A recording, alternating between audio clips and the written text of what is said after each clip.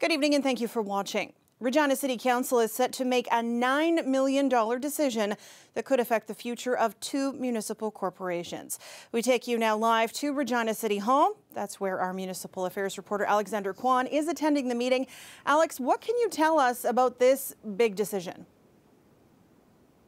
Well, Regina City Council is slowly making their way through their agenda, but they haven't actually gotten to the topic that we're most interested in. Now, on the agenda today are two reports. One is about Regina Exhibition Association Limited, or REAL, and the other is about Economic Development Regina. REAL operates the Mosaic Stadium and the Brandt Center, but it might best be known by everyone as the organization that helped rebrand Tourism Regina to Experience Regina. Economic Development Regina is another municipal corporation. It's responsible for driving investment into the city. Now today, they're both requesting help from City Council in order to pay back roughly $9 million in funding to the federal government. Both organizations actually accessed that funding during the COVID-19 pandemic. It was meant to be an emergency wage subsidy so that businesses could stay open during the COVID-19 pandemic.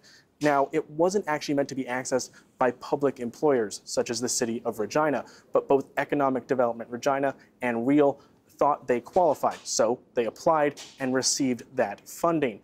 But a recent CRA audit actually found that shouldn't have happened at all. Now, both REAL and Economic Development Regina are being asked to pay back the money they received, plus interest.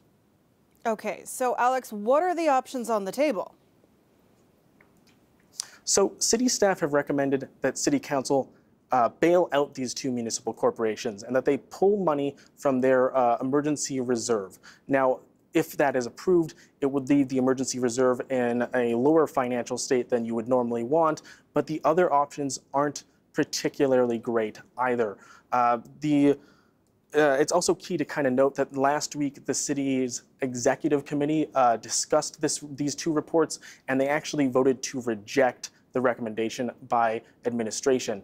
We don't know why that decision was made, but we're expecting to find out later on when this actually comes up for discussion today.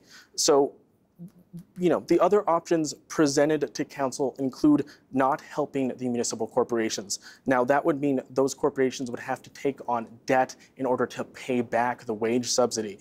For Economic Development Regina, that would mean not being able to offer the certain programs that it wants to offer, and it may even actually have to come back to the City Council in order to ask for more funding later on in the year. For REAL, it gets a little bit more complicated. That municipal corporation is already carrying $17 million in debt, and the City of Regina is actually helping pay down that debt as well as help it out fund operations as well. So city staff have also made it really clear that REAL does not make enough money to actually ever pay back the wage subsidy on its own, so it does need the city's help in some way. If you're wondering who would be on the hook for that debt if REAL is unable to pay for it, it's actually the City of Regina, which is what makes this topic so interesting. One way or another, the City of Regina is going to be on the hook to help pay this debt. If it doesn't do it right now, it may be asked to do so in the future when these organizations come asking for more funding. Sam? Thanks for this, Alex. You're welcome. CBC reporter Alexander Quon live tonight at Regina City Hall.